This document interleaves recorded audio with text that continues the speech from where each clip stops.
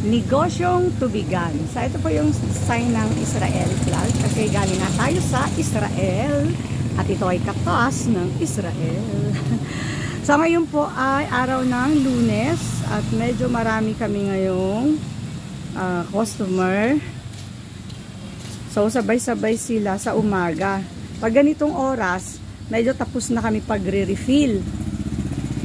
Nakapag-deliver na po ng 2 balik yung aming delivery boy.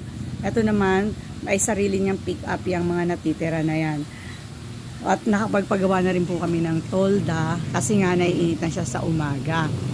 So hello mga palangga, kumusta po kayo? Nais nyo rin bang magtayo ng negosyong tubigan? Huwag nyo nang pagdalawahing isip pa.